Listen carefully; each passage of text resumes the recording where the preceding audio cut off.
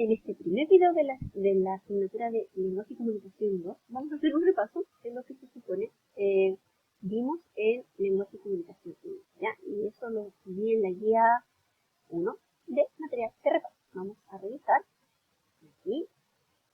Ahora me pongo para el otro lado. En la primera página vamos a poder ver la taxonomía de Barrett y el cuadro de habilidades de comprensión de la lectura. Estas dos formas de entender y de realizar la profundización y la comprensión de los textos no son tan diferentes unas de otras, pero sí es bueno que sepamos y las conozcamos bien. Ya voy a agrandar un poquito acá para que podamos correrme a mí también aquí arriba hoy y podamos analizar la taxonomía de Barrett y las dos dimensiones que nos presenta para poder profundizar en la comprensión de la lectura. Ya, entonces vamos a conocer aquí la taxonomía de Barrett y la primera dimensión, que es la cognitiva, y la segunda es la afectiva. De estas dos aristas nosotros vamos a tratar de profundizar en la comprensión de acuerdo a lo que nos propone la taxonomía de Barrett.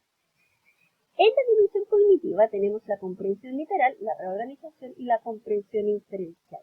Ya, la comprensión literal está, como dice literal, ideas, detalles, cosas, fechas.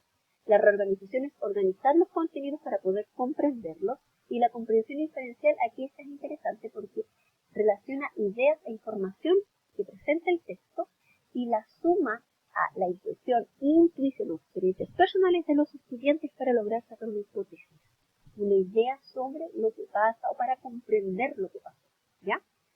En la dimensión afectiva lo podemos hacer a través de la lectura crítica o la lectura de apreciación. La crítica y la apreciación. En la lectura crítica hacemos juicios de valor, juicios de realidad o fantasía, por ejemplo. Y en la de apreciación analizamos el impacto que tiene en el lector el texto que acaba de leer. ¿Ya? Si le gustó, si no le gustó, ¿por qué? ¿Ya? Ojo, este tipo de taxonomía nos presenta actividades, nosotros podemos hacer preguntas directas para poder ir analizando cada una de estas dimensiones y cada una de estas los criterios de las dimensiones. Y lo podemos hacer desde que los niños son pequeños, podemos hacer preguntas de apreciación en niños de primero básico, ¿ya? Ojo con estos detalles, no porque sean niños pequeños no van a ser capaces de responder una pregunta de este tipo. En el cuadro de habilidades de comprensión de la lectura, lo interesante de este cuadro es que nos lo presenta la Agencia de Calidad de la Educación y nos propone profundizar en las lecturas y en los textos a través de tres habilidades. Localizar, que es la primera, que nos dice que es encontrar los elementos explícitos del texto y nos presenta algunas actividades como discriminar o extraer información. La de interpretar y relacionar, relaciona los elementos implícitos a través de la conexión entre elementos explícitos del texto o también de las experiencias a través de las inferencias. Mientras que la última habilidad de reflexión, bueno, que evidentemente aquí el estudiante puede confrontar elementos del texto, pero también las confronta estos elementos con sus conocimientos del mundo, con sus experiencias y con otras lecturas, ¿ya? El conocimiento del mundo y de lecturas anteriores, además de su experiencia personal, ¿ya? Lo mismo pasa con la taxonomía de Barrett que con el cuadro de habilidades. Se puede trabajar con los niños desde primero, ¿ya? Lo importante de estas formas de entender la profundización de los textos, cómo acercarse, que podemos, dentro de las actividades de los momentos de la lectura, distribuirlos acá y poder trabajarlos como estrategia, ¿ya? Esta es la parte más compleja, yo sé. Los tipos de texto. Los tipos de texto son tres. Los más conocidos son el texto literario y los no literarios, porque ya conocemos sus clasificaciones, ¿cierto? Sin embargo, ahora se nos agrega este nuevo texto, que es el multimodal, y que es el que combina dos o más sistemas semióticos. ¿Qué son los sistemas semióticos? El sistema lingüístico, estamos hablando, ¿cierto? Lo visual, que es lo que vemos, los colores, la luz, los puntos de vista. El audio, los sonidos, el volumen, los silencios. Lo gestual, rápido. ¿Sí? Lo espacial, la proximidad, la dirección, la posición, la organización de las cosas. ¿Ya? ¿Qué textos podríamos denominar como multimodales? los libros álbum, las páginas web, una presentación de PowerPoint. Evidentemente, este video también podría ser un texto multimodal porque combina dos o más sistemas genéticos. ¿Cuál es la pregunta? Otra clasificación de los textos es esta de los géneros discursivos, que también es muy compleja y es la que genera mayor cantidad de confusión. Ya. Lo importante aquí es reconocer que los géneros discursivos se caracterizan por su estructura y por su contenido. Aquí tenemos algunos ejemplos, pero hay más, hay muchos más. Y el tema con los géneros discursivos es que muchas veces estas estructuras pueden ir modificando, ¿ya? Y eso puede generar confusión también. Por ejemplo, vimos el ejemplo de la noticia. La noticia tiene un título, ¿cómo se llama lo que se pone acá arriba? O acá abajo, así como un pie de título. ¿Se acuerdan? ¿Ya? Puede tener una fotografía y abajo de la fotografía un texto breve con la descripción y el texto en sí, que por lo general responde a ciertas preguntas, ¿cierto? ¿Quién? ¿Qué? ¿Cuándo? ¿Cómo? ¿Dónde? ¿Por qué? ¿Cierto? Y esa es la estructura de la noticia. Estos ejemplos, esto es la estructura de la noticia. Estos son elementos de la estructura. Pero también podemos encontrar noticias donde solamente tenemos un título y tenemos texto, no tenemos fotos, no tenemos, ¿cómo se llaman estos? Lo interesante es que se mantienen algunos elementos de la estructura para que nosotros podamos seguir llamándole noticias a esto. Por eso les decía que el tema de la estructura es un poco flexible, pero hay una macroestructura que nos permite reconocerla. Lo mismo pasa con los cuentos, con las fábulas, con los poemas, el poema diamante, ¿se acuerdan? Lo vamos a ver más adelante. Y con todos los textos, las cartas, los cuentos, microcuentos, cuentos de terror, tienen cierta estructura que nos permite reconocerlos como cuentos a pesar de que puedan variar. Pero además tienen un tema, un estilo y una función, ¿ya? El otro tipo de clasificación es el de los discursos, los tipos de discursos. Esto lo podemos encontrar tanto en lo oral como en lo escrito. Entonces, lo importante es que reconozcamos algunas de sus características, por ejemplo, que tienen funciones, una intención estética, tienen una diagramación, pero además son 5, que son los que vamos a ocupar de acuerdo, que más vamos a trabajar de acuerdo a lo que nos dicen las bases curriculares. Y son 5, ¿cuáles son?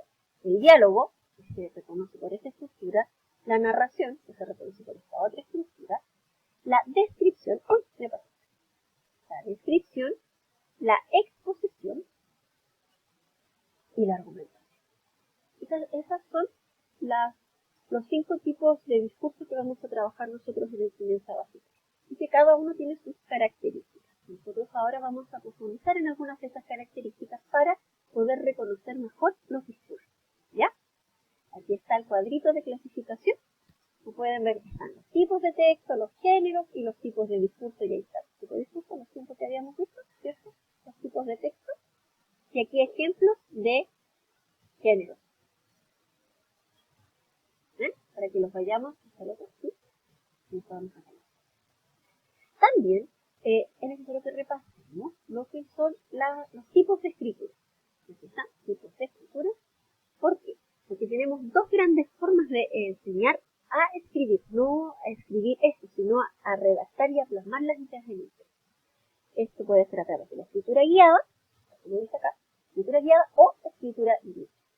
Ninguna es mejor que la otra, cada una tiene sus características que hacen necesario que nosotros trabajemos bien con ellas, ¿ya?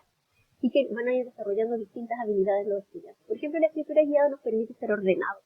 Tiene un plan de redacción. El primer paso son 5. En el primero nosotros vamos a buscar la información para poder escribir el texto. Por ejemplo, la vida del gato Fanta.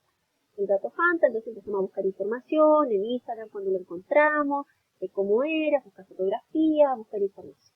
En la planificación nosotros vamos a ir diciendo, bueno, en la primera parte vamos a escribir la fecha que lo encontramos, después vamos a contar la forma en que lo encontramos, y así vamos a ir estructurando cómo va a ser nuestro texto.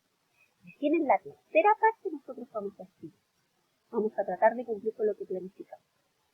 en la etapa de revisión, a través de ese mismo plan de planificación o a través de una pauta de cotejo, nosotros vamos a revisar que nuestro texto contenga todo lo que nos habíamos propuesto. Lo interesante de esta etapa es que esta revisión la podemos hacer nosotros, los que escribimos, como también lo puede hacer un par, por ejemplo, mi compañero de asiento. Y él puede revisarme a mí con esa misma pauta el material que yo escribí y además hacerme sugerencias. Y en base a esas sugerencias yo voy a hacer mi texto final.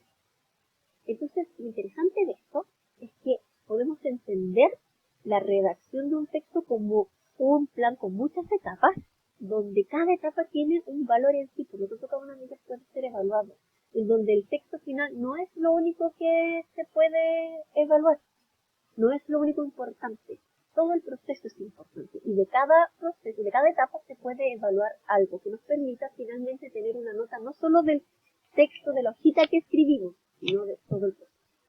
Por otro lado, la escritura libre, tal como lo dice su nombre, nos permite experimentar con distintas estructuras, distintos formatos, distintas ideas, nos permite promover la idea de que escribir nos puede servir para algo más que escribir un cuento, que escribir la composición de mi vacación. Es más útil, es más cotidiano y puede ser más divertido también, como algunos de los ejemplos que les voy a mostrar. También, y es súper importante esto, les permite descubrir un estilo personal y un gusto por escribir, ¿ya? Entonces podemos hacer escritura de textos, tenemos un texto, podemos expandirlo, reescribir alguna parte, escribir un texto subsidiario del original, por ejemplo, el ejemplo que conversábamos era el Mandaloriano, ¿cierto? El Mandaloriano es un texto subsidiario independiente del original, el original es estable. O podemos escribir un texto nuevo. Y a través de algunas actividades de escritura creativa que yo les pongo acá, podemos desarrollar estas habilidades. Por ejemplo, a través de la técnica de escritura estilos y perspectiva, la técnica Hawthorne, o algunas de las actividades que nos propone Gianni Rodari, que son, no sé, por la técnica de la palabra, del binomio fantástico, perro, armario, y cómo a través del uso de las preposiciones, y podemos practicar las preposiciones, podemos armar una frase y a partir de esa frase contar una historia. Sin una secuencia muy lógica puede ser algo muy loco y podemos aún así trabajar y por ejemplo no solamente en lo que es un cuento, puede ser un poema, por ejemplo, a través de el poema Diamante, por ejemplo, donde también podemos trabajar contenidos, por ejemplo los sustantivos, los adjetivos, los verbos, antónimos, para poder desarrollar un texto cortito. O el caligrama, que puede ser escrito, o el haiku, que también a los chicos que les gusta el tema de la cultura japonesa, del anime y todo eso, les puede ser significativo escribir un haiku. Y, bueno chiquillos, esto es todo lo que vimos en el repaso de la guía 1. Espero que les haya quedado un poco más claro lo que hicimos, lo que tenemos que repasar. Espero que ustedes también estén revisándose, analizando qué es lo que les falta profundizar para que lo vayamos trabajando en las clases que vienen, ¿ya? Eso chicos y chicas, pongan atención y revisen su... Que estén muy bien, nos vemos en el próximo video que espero que les sean todos.